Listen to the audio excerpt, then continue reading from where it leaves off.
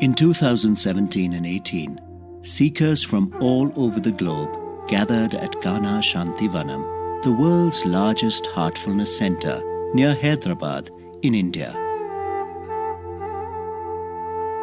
They came together to intensify their practice of meditation and also deepen their understanding of 10 guidelines for daily living that form an integral part of the heartfulness movement. These 10 maxims were written in the 1940s by the great spiritual scientist Ramchandra of Shahjahanpur, affectionately referred to as Babuji. They were the result of Babuji's lifelong spiritual practice, observation of the vibratory patterns of nature, and direct experience under the tutelage of his guide, Lalaji Maharaj. Babuji offered a simple method called Sahaj Marg, or the natural path, as a means for spiritual evolution. A heart-based meditation practice assisted by yogic transmission.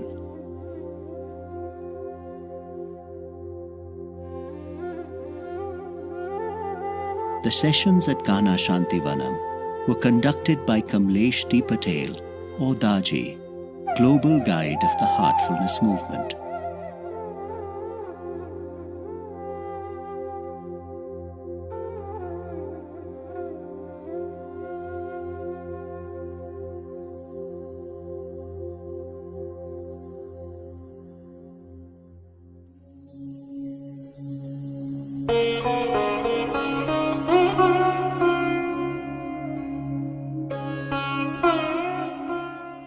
Be happy to eat in constant divine thought whatever you get, with due regard to honest and pious earnings.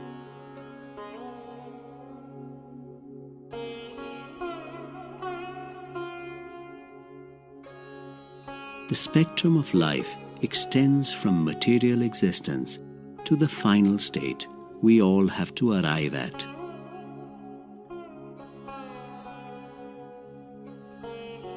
The experiences in a particular layer of existence have effects on the other layers as well. When we are preparing to take our food and we fix our thought on the ultimate, the effect percolates down to the substance on our table. The power of the life force, or prana, exists within food and outside it as well. The impulse of our thought combines with the food, and when it enters our body, it benefits our physical and spiritual health. The atoms and particles of the body get purified.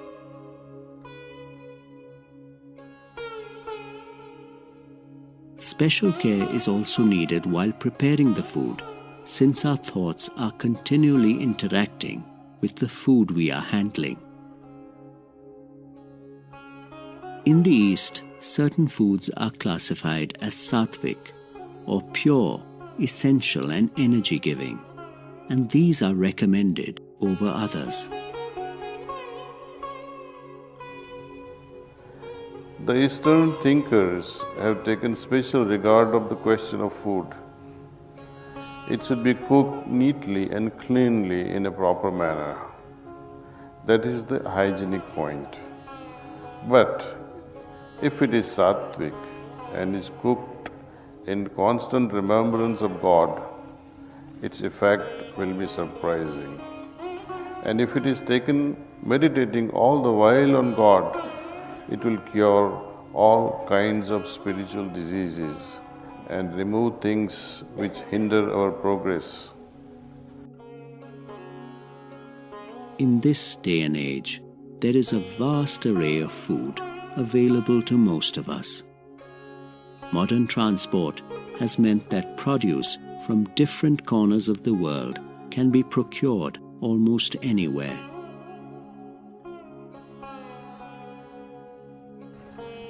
We have mineral kingdom, plant kingdom, animal kingdom,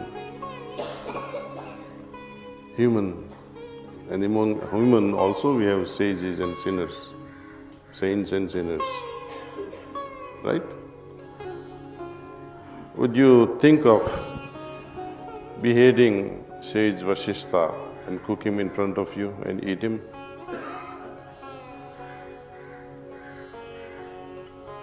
It's unthinkable. Even human is unthinkable. Animal, perhaps, to some of you.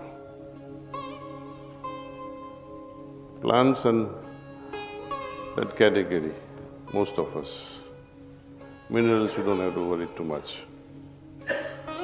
In the entire pantheon, the entire creation, starting from mineral to the sagehood, what is the difference? The difference is at three levels, between the three things: grosser body, subtle bodies, and the soul, the causal body. Labile nature means the freedom with which they are configured.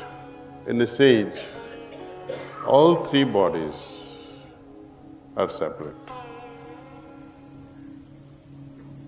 At will, his subtle bodies can travel, his causal body can travel. He can be here physically, but he can be in multiple places. For most of us, all three things are here.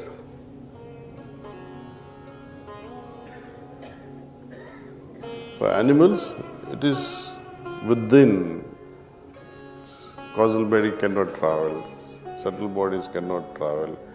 In fact, within the whole game of this 7 or 18 chakras that we talk about, the traditional chakras starting with Muladhara, Swadhisthana, Nabhi, and Hridaya chakra and above, their consciousness dwells only below the heart chakra. Some animals like dogs, cats, maybe some elephants, they have slightly well-developed heart.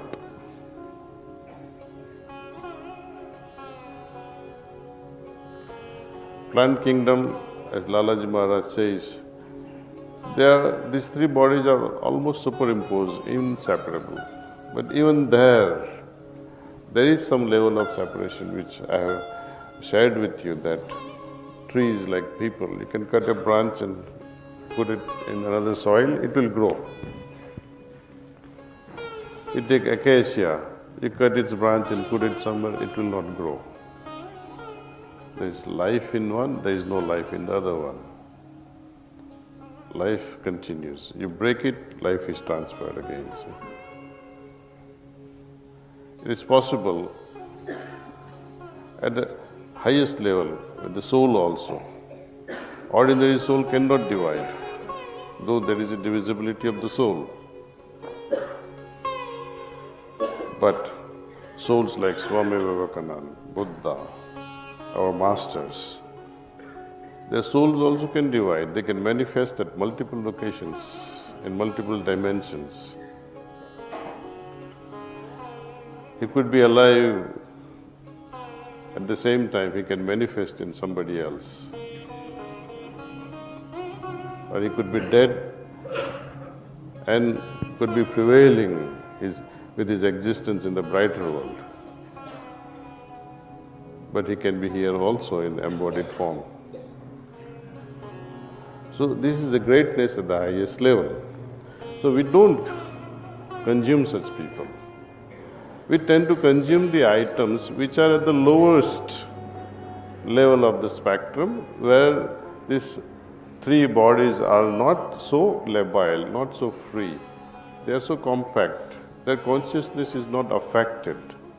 What matters is consciousness. When plants are consumed, that consciousness is not that affected like the one that would be affected when what happened to Lord Jesus Christ when he was hanged on a cross. Even for a moment he had this feeling that, my God, what has happened? And later on when he comes to his divine wisdom level, then he said, please forgive them for what they they don't know what they are doing. That's a different thing. But imagine what happens to his consciousness. Every cell of the body is vibrating with some level of consciousness. And person who would want to consume us, I don't think they are human being, or even animals would not do such a thing. So we have to understand from that perspective what we are doing with the things we are consuming. Are we destroying that thing for once and for all? Am I affecting that consciousness? Imagine aliens attacking this planet and scooping every mother's embryo and eating them like eggs. Can you imagine the pain the mother would go through? She would curse all kinds of things for this alien. Chicken may not curse you, but as a mother's instincts are always there. Somebody has stolen my eggs. The thoughts would go. In 10 minutes, she may forget. That's a different story. The offerings of nature carry the purity of the original state within. To maintain this purity, the wealth earned by man to procure food has to be similarly pure and pious. Dishonesty, anywhere in the interaction, will cause a disturbance and leave it stained. I think in modern days it is becoming more and more challenging. Now, dishonesty is considered to be the norm of this modern era. And on top of that, Babaji says, not only honestly earned, but pious earnings. Let's understand what is pious earnings.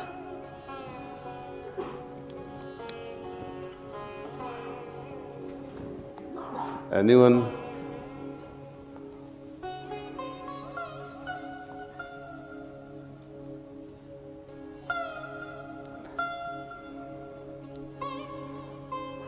Please think over this very deeply.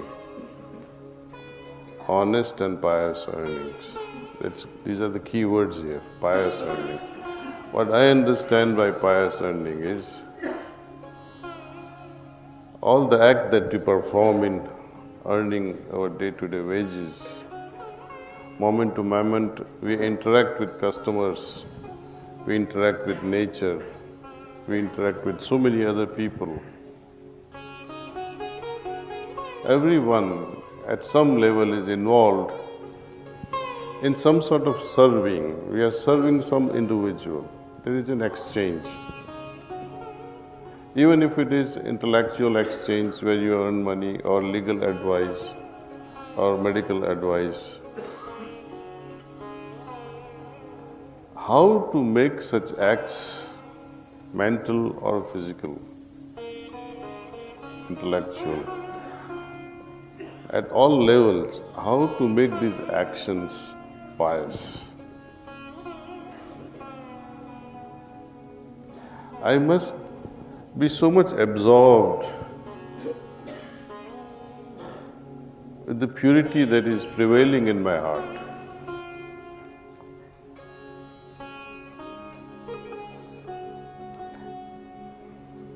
It's not just the food, but the means, the way we earn, and afterward, how this means, the money that is utilized in getting food on the table for your family.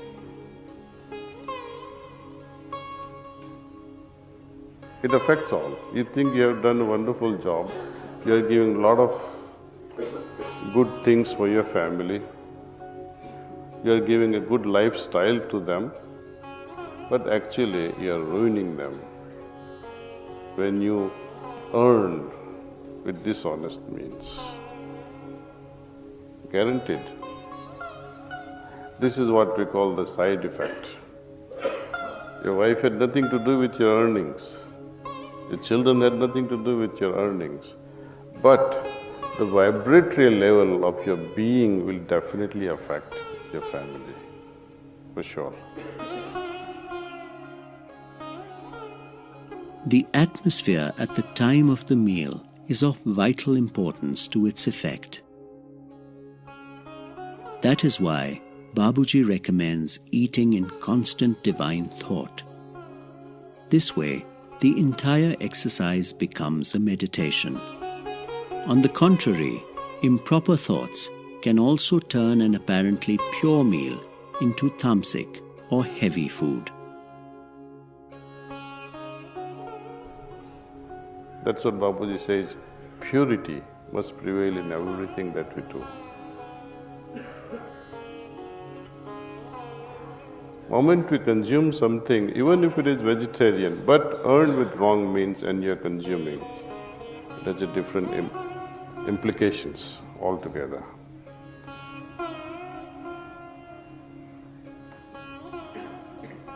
And thinking that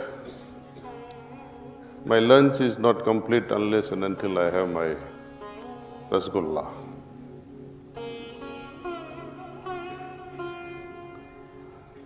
This incompleteness, oh, my food was incomplete today without this, also I think has similar consequences like having a tamasic food. Though he didn't eat anything, but missing out on something creates a tamasic feeling in us. Laddu nahi mila aaj, and you start complaining to your mother or to your wife, then there's a problem.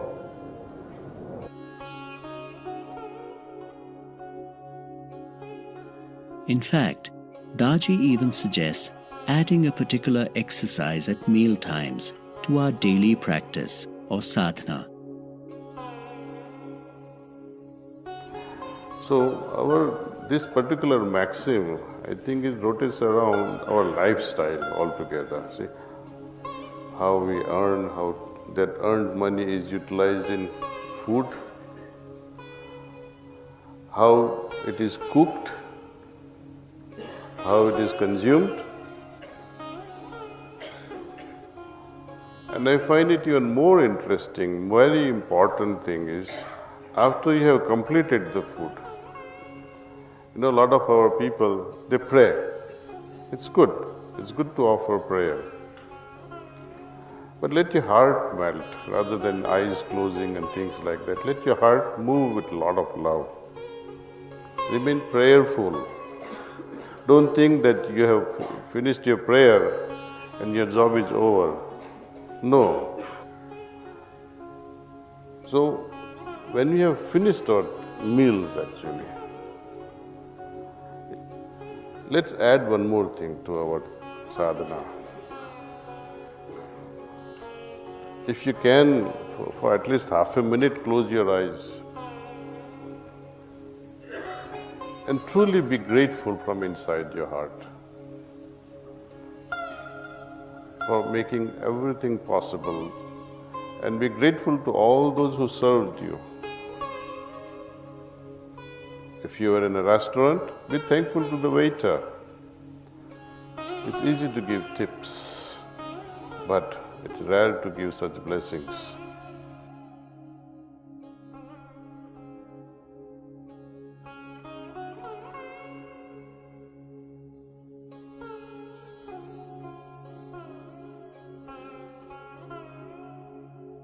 You are invited to meditate on the maxim to reach a personal understanding of it. Internalize the words so that hidden facets and nuances of meaning may unfold within. Practice it so that its efficacy can be genuinely witnessed.